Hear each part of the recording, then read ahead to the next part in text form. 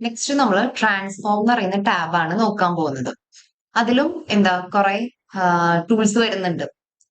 ആ ടൂൾസ് എല്ലാം ഒരേ ഗ്രൂപ്പിനുള്ളതാണ് വരുന്നത്. ഇപ്പൊ ടേബിൾ എന്ന് പറയുന്ന ഒരു ഗ്രൂപ്പിന്റെ ഉള്ളിൽ കുറെ ടൂൾസ് ഫംഗ്ഷൻസ് വരുന്നുണ്ട്. അതുപോലെ ഇനി column, text column, number column, date and time column, ഇതൊക്കെ ഓരോ ഗ്രൂപ്പുകളാണ്. ഈ ഗ്രൂപ്പിന്റെ ഉള്ളിൽ വരുന്ന കുറച്ച് ടൂൾസ് ഉണ്ട്.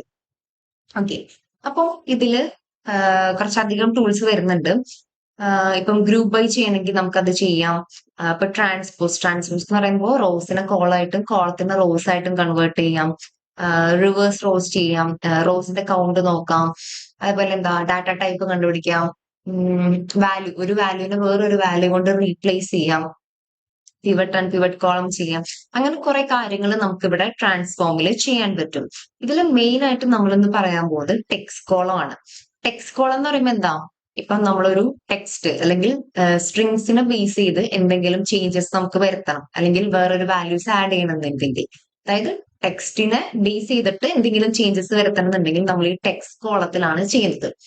ഇപ്പൊ ടെക്സ്റ്റ് കോളത്തിൽ നോക്കുകയാണെങ്കിൽ നമുക്ക് മനസ്സിലാവും അതിലെന്താവും സ്പ്ലിറ്റ് കോളം, ഫോർമാറ്റ്, എക്സ്ട്രാക്ട്, അങ്ങനെ കുറെ ഫംഗ്ഷൻസ് വരുന്നുണ്ട്.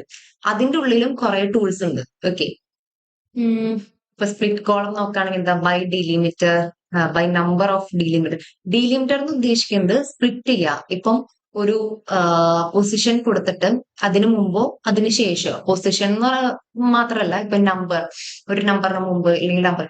ഇപ്പൊ ഇവിടെ ഒരു എക്സാമ്പിൾ, ഇപ്പൊ എനിക്ക് ഈ ഹൈഫണ് മുമ്പ് വരെയുള്ള ലെറ്റേഴ്സ് മതി, അല്ലെങ്കിൽ ഈ ഹൈഫണ് ശേഷമുള്ള ലെറ്റേഴ്സ് മതി. അപ്പൊ അങ്ങനെയൊക്കെ നമുക്ക് സ്പ്ലിറ്റ് ചെയ്തെടുക്കാൻ പറ്റും.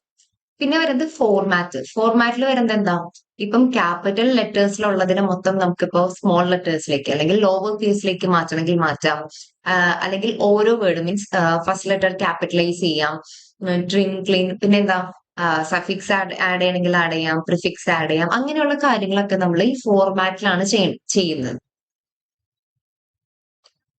നെക്സ്റ്റ് വരുന്നതാണ് എക്സ്ട്രാക്ട് എന്ന് പറയുന്നത് നമ്മളുടെ ആ ഒരു വേർഡിന്റെ ലെങ്ത് കണ്ടുപിടിക്കാം. പിന്നെന്താ നേരത്തെ പറഞ്ഞ പോലെ ഡീലിമിറ്റർ, ഇപ്പം എനിക്ക് ഹൈഫണ് മുമ്പുള്ള ലെറ്റേഴ്സ് അല്ലെങ്കിൽ ഹൈഫിന് ശേഷമുള്ള ലെറ്റേഴ്സ് മാത്രം മതി, അങ്ങനെ സ്പ്ലിറ്റ് ചെയ്തെടുക്കുക. ഇതൊക്കെ നമുക്ക് ഈ ടെക്സ്റ്റ് കോളത്തിൽ ചെയ്യാൻ പറ്റും. ഇപ്പൊ ഞാൻ ഡീലിമിറ്ററിന് ഒരു എക്സാമ്പിൾ കാണിച്ചു തരാം.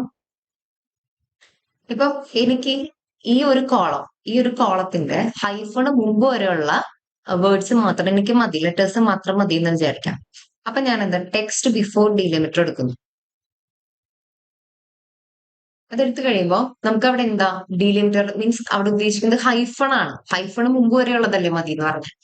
അപ്പൊ ഹൈഫൺ അവിടെ കൊടുക്കാം, ഓക്കെ കൊടുക്കുക. കണ്ടോ, അപ്പം മുമ്പ് ഉണ്ടായിരുന്നത് ഇങ്ങനത്തെ വാല്യൂസ് ആയിരുന്നു ആ കോളത്തിൽ ഉണ്ടായിരുന്നത്. ഞാൻ ഡീലിമിറ്റർ ചെയ്ത് കഴിഞ്ഞപ്പം ആ വാല്യൂസ് എനിക്ക് എങ്ങനെ കിട്ടി? ഓക്കെ, അത് ഞാൻ ക്ലോസ് ചെയ്തു. ഓക്കെ, അപ്പൊ നമുക്ക് ആ ഒരു ഹൈഫണ് മുമ്പ് വരെയുള്ള വാല്യൂസ് മാത്രമേ കിട്ടുള്ളൂ. ഇപ്പൊ നമ്മൾ ഇവിടെ ഓരോ ചേഞ്ച് വരുത്തേണ്ടത് നമുക്ക് ഇവിടെ അപ്ലൈഡ് സ്റ്റെപ്സിൽ കാണാൻ പറ്റും. അവിടെ ഇൻഡു കൊടുക്കുകയാണെങ്കിൽ അത് പോവും. ഓക്കെ, പിന്നെന്താ നമുക്കതിനെ ഓക്കെ അപ്പർ കേസിലേക്ക് അല്ലെങ്കിൽ ലോവർ കേസിലേക്ക് മാറ്റണമെങ്കിൽ മാറ്റാം. ഞാൻ ഇതിനിവിടെ ലോവർ കേസ് ആക്കി. കണ്ടോ, അപ്പൊ ഇങ്ങനെ നമുക്ക് കുറെ ചേഞ്ചസ് വരുത്താൻ പറ്റും.